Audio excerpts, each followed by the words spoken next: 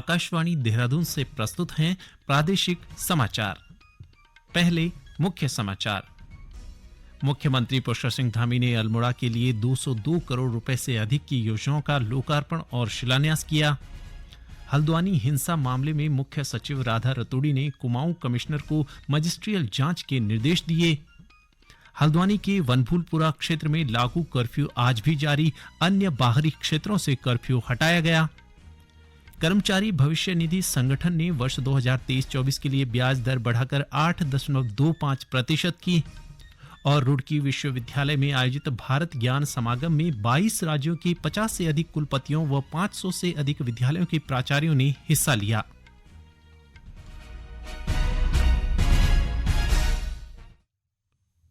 नमस्कार, समाचारों के साथ मैं संजय भंडारी। और अब समाचार विस्तार से। मुख्यमंत्री पुष्कर सिंह धामी ने आज अल्मोड़ा में 202 करोड़ रुपए से अधिक की योजनाओं का लोकार्पण और शिलान्यास किया। यह योजनाएं भविष्य में जिले के विकास में महत्वपूर्ण योगदान निभाएंगी। इस अवसर पर आयोजित दीदी भूली हाथ लगाल उत्तराखंड हॉल अमृतकाल कार्यक्रम को संबोधित करते हुए श्री धामी ने कहा कि प्रदेश के विकास में महिलाओं की महत्वपूर्ण भूमिका रही है। उन्होंने कहा कि राज्य सरकार की विभिन्न योजनाओं का लाभ लेकर मातृशक्ति आज आत्मनिर्भरता के क्षेत्र में नए आयाम स्थापित कर रही है। राज्य के चहुमुखी विकास की प्रतिबद्धता दोहराते हुए श्री धामी ने कहा कि उनकी सरकार पहाड़ से लेकर मैदान तक के लिए कार्य योजना तैयार कर रही है। मुख्यमंत्री ने कहा कि वर्ष 2021 में जब पहली बार यह आजीविका मिशन अल्मोड़ा में आयोजित हुआ था, उस समय विभिन्न उद्योगों की स्थापना के लिए 6 करोड़ रुपए का कुल ऋण उपलब्ध कराया गया था, जिसे बढ़ाकर अब 111 करोड़ रुपए कर दिया गया है। हल्द्वानी में अवैध निर्माण को ढहाने के बाद प्रदर्शनकारियों और प्रशासन के बीच हुई झड़पों के बाद से वनभूलपुरा क्षेत्र में अब भी कर्फ्यू लागू है, हालांकि बाहरी क्षेत्रों से हटा दिया गया है। वनभूलपुरा शहर के साथ साथ हल्द्वानी शहर में भी एक कर्फ्यू लगाया गया था, लेकिन अब स्थिति नियंत्रणपूर्ण है। इसीलिए हम लोगों ने वनभूलपुरा थाना क्षेत्र को छोड़ के बाकी जो क्षेत्र है उसमें कर्फ्यू से ढील दी है। हल्द्वानी जो बाकी कस्बा है वो कर्फ्यू से बाहर किया गया है। जो एसेंशियल सप्लाई और बाकी चीजें जो है वो हमने शुरू कर दी है। इस बीच जिला प्रशासन ने कहा है कि तिकोनिया 3 पानी गोलापार बाईपास की परिधि के तहत के क्षेत्र में भी कर्फ्यू लागू रहेगा। प्रशासन के अनुसार कर्फ्यू के दौरान किसी भी व्यक्ति को स्वास्थ्य आपातकाल व किसी बेहद जरूरी काम के अतिरिक्त घर से बाहर निकलने की अनुमति नहीं होगी। साथ ही अस्पताल और चिकित्सा संबंधी दुकानों के अलावा सभी व्यावसायिक संस्थान, दुकानें और उद्योग पूरी तरह से बंद रहेंगे। बेहद जरूरी कामों के लिए ही नगर मजिस्ट्रेट हल्द्वानी से यातायात की अनुमति ली जा सकती है। हालांकि नैनीताल बरेली मोटर मार्ग पर वाहनों की आवागमन और व्यापारिक प्रतिष्ठानों को कर्फ्यू में छूट दी गई है। वहीं अल्मोड़ा में आयोजित एक कार्यक्रम में मुख्यमंत्री पुष्कर सिंह धामी ने कहा कि हल्द्वानी हिंसा में जिस भी व्यक्ति ने कानून तोड़ने का काम किया है, उसके खिलाफ सख्त कार्रवाई की जाएगी। से उन अराजक तत्वों से उसकी एक एक पाई वसूली जाएगी, चाहे कितना भी बड़ा रसूख वाला कोई क्यों न हो। जिसने भी ये काम किया, जिसने भी कानून तोड़ने का काम किया है, कानून उसके साथ सख्ती से काम करेगा, बिना रुके बिना झुके लगातार काम करेगा। हम दंगाइयों को नहीं बख्शेंगे और किसी भी हालत में नहीं बख्शेंगे। मैं आपसे कहना चाहता हूँ, कुछ दिनों में वो खुद ही समझ जाएंगे कि उन्होंने आग से खेलने की कोशिश की है, जो उनको बहुत भारी पड़ेगी। भाइयों बहनों, हम अतिक्रमण हटा रहे थे, जगह जगह प्रदेश के अंदर अतिक्रमण हटाओ अभियान चला है। आपने देखा होगा सरकारी जमीनों पर अनेक जगह पर कहीं ढांचे खड़े कर दिए गए हैं, कहीं प्रतीक बना दिए गए हैं। 5000 एकड़ से भी ज्यादा जमीनों को हमने प्रदेश के अंदर मुक्त कराया है। प्रदेश की जो ऐसी जमीनें जो अतिक्रमण थी, जगह जगह पर जो है लोगों ने कब्जा किया हुआ था, उसको हटाने का काम सरकार ने किया है। लेकिन इस प्रकार की गुंडागर्दी किसी कीमत पर भी भाइयों बहनों सहन नहीं होगी।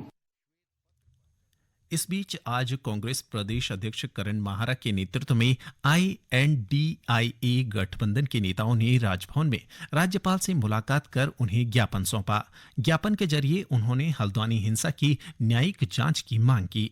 इधर मुख्य सचिव राधा रतूड़ी ने कुमाऊं आयुक्त को इस घटना की मजिस्ट्रियल जांच कर 15 दिन के अंदर रिपोर्ट उपलब्ध कराने को कहा है। गौरतलब है कि अवैध निर्माण को ढहाने के बाद प्रशासन और प्रदर्शनकारियों के बीच हुई झड़पों में 5 5 लोगों के मारे जाने की पुष्टि हुई है, जबकि 14 लोग घायल हैं। कानून व्यवस्था बनाए रखने के लिए अतिरिक्त सुरक्षा बलों की तैनाती की गई है। साथ ही क्षेत्र में इंटरनेट सेवाएं निलंबित हैं। पुलिस प्रशासन और जिला प्रशासन दंगाइयों को चिन्हित करने का काम कर रही है और करीब 5000 अज्ञात लोगों के खिलाफ मुकदमा दर्ज किया गया है। ये समाचार आप आकाशवाणी देहरादून से सुन रहे हैं। कर्मचारी भविष्य निधि संगठन ने वित्त वर्ष 2023-24 के लिए 8.25% की दर से ब्याज देने का निर्णय लिया है। संगठन के केंद्रीय न्यासी बोर्ड की आज नई दिल्ली में हुई बैठक में यह फैसला किया गया। श्रम और रोजगार मंत्री भूपेंद्र यादव ने सोशल मीडिया पोस्ट में कहा कि यह कार्यबलों की सामाजिक सुरक्षा मजबूत करने की प्रधानमंत्री नरेंद्र मोदी की गारंटी की दिशा में एक कदम है। रुड़की विश्वविद्यालय में आज भारत ज्ञान समागम आयोजित किया गया। यह समागम शिक्षा के क्षेत्र में एक महत्वपूर्ण पहल है, जिसमें देश भर के 22 राज्यों के 50 से अधिक कुलपतियों और 500 से अधिक विद्यालयों के प्राचार्यों ने हिस्सा लिया। इस कार्यक्रम में शिक्षा के नए आयामों पर मंथन हुआ, जिसमें विशेषज्ञों ने नई शिक्षा नीति में बहुविषयक विनियमन, नवाचार, तकनीकी और उद्यमशीलता को शिक्षा में शामिल करने पर विशेष ध्यान देने की आवश्यकता पर जोर दिया गया। इस मौके पर राज्यपाल ने कहा कि इस आयोजन में हुए मंथन और चिंतन का लाभ भविष्य में देश को मिलेगा। हमारे राष्ट्र की जो सेकेंडरी एजुकेशन है और हमारी जो हायर एजुकेशन है, इसका जो ट्रांजिशन और गैप होता है, इसकी किस प्रकार से एनालिसिस किया जाए और किस प्रकार हायर एजुकेशन के बाद में जो कैरियर, जॉब्स और राष्ट्र का सहयोग देना है वो किस प्रकार से किया जाए। मुझे ऐसा लगता है कि यहाँ पर जो मंथन और चिंतन होगा उसका हमारे राष्ट्र निर्माण के ऊपर में एक गहरा असर होने वाला है। उत्तराखंड विशेष कार्यबल STF ने 2 अलग अलग स्थानों से 3 किलोग्राम से अधिक नशीले पदार्थ के साथ 3 नशा तस्करों को गिरफ्तार किया है। इस नशीले पदार्थ की अंतर्राष्ट्रीय बाजार में कीमत 1 करोड़ रुपए से अधिक आंकी गई है। वरिष्ठ पुलिस अधीक्षक आयुष अग्रवाल ने बताया कि पहले मामले में कुमाऊं STF के दल ने कल ऊधम सिंह नगर जिले के थाना खटीमा में 2 अंतर्राज्यीय ड्रग्स तस्करों को गिरफ्तार कर उनसे करीब 1 किलोग्राम नशीले पदार्थ बरामद किए। गिरफ्तार अभियुक्त पिछले कई सालों से नशीले पदार्थों की सप्लाई कर रहे थे। वहीं एक अन्य मामले की जानकारी देते हुए श्री अग्रवाल ने बताया कि उत्तराखंड STF की एंटी नारकोटिक्स टास्क फोर्स ने कोतवाली ऋषिकेश क्षेत्र में एक व्यक्ति को 1.5 किलोग्राम अवैध नशीले पदार्थों के साथ गिरफ्तार किया। अभियुक्त पर NDPS की उचित धाराओं में मुकदमा पंजीकृत कराया गया है। बंदर भगाओ खेती बचाओ जन अभियान समिति के आह्वान पर आज बागेश्वर जिले के गरुड़ के भकुन खोला मैदान में कत्यूर घाटी के 7 न्याय पंचायतों के हजारों ग्रामीणों ने प्रदर्शन किया। ग्रामीणों ने सरकार से बंदरों की समस्या का ठोस उपाय किए जाने की मांग की है। इस दौरान 101 ग्राम सभाओं के 5000 से ज्यादा लोगों ने बंदर भगाओ खेती बचाओ अभियान में हिस्सा लिया। ग्रामीणों ने कहा कि बंदरों के आतंक से एक ओर जहां खेती बर्बाद हो रही है, वहीं छोटे बच्चों की सुरक्षा का भी संकट पैदा हो गया है। आगामी फायर सीजन को लेकर टिहरी के जिलाधिकारी मयूर दीक्षित ने जिला स्तरीय वनाग्नि सुरक्षा समिति की बैठक ली। जिलाधिकारी ने सभी संबंधित विभागीय अधिकारियों को वनाग्नि की घटनाओं में कमी लाने के लिए आपसी समन्वय के साथ काम करने को कहा। इस दौरान श्री दीक्षित ने गुलदार से मानव और पशुओं की रक्षा के लिए संवेदनशील इलाकों में रहने वाले लोगों को सतर्क करने के साथ ही इन क्षेत्रों में गश्त करने, कैमरा ट्रैप लगाने और सड़कों के किनारे की झाड़ी कटवाने को कहा। नई दिल्ली विश्व पुस्तक मेला आज से शुरू हो गया है। दिल्ली के भारत मंडपम में आयोजित इस मेले में केंद्रीय शिक्षा मंत्री धर्मेंद्र प्रधान ने कहा कि भारत के प्राचीन ग्रंथों ने पुस्तकों की दुनिया को समृद्ध किया है। विश्व पुस्तक मेले में उन्होंने बहुप्रतीक्षित राष्ट्रीय बाल और किशोर डिजिटल पुस्तकालय का भी शुभारंभ किया। उन्होंने कहा कि यह मेला दुनिया भर की विविध संस्कृतियों, साहित्य और कलात्मक अभिव्यक्ति का संगम है। अंत में मुख्य समाचार एक बार फिर।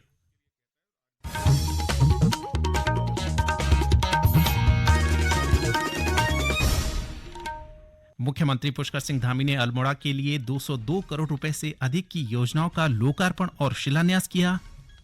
हल्द्वानी हिंसा मामले में मुख्य सचिव राधा रतोड़ी ने कुमाऊं कमिश्नर को मजिस्ट्रियल जांच के निर्देश दिए।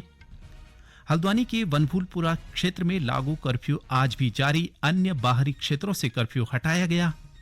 कर्मचारी भविष्य निधि संगठन ने वर्ष 2023-24 के लिए ब्याज दर बढ़ाकर 8.25% की। और रुड़की विश्वविद्यालय में आयोजित भारत ज्ञान समागम में 22 राज्यों के 50 से अधिक कुलपतियों व 500 से अधिक विद्यालयों के प्राचार्यों ने हिस्सा लिया। इसके साथ ही प्रादेशिक समाचार का ये बुलेटिन समाप्त हुआ। नमस्कार।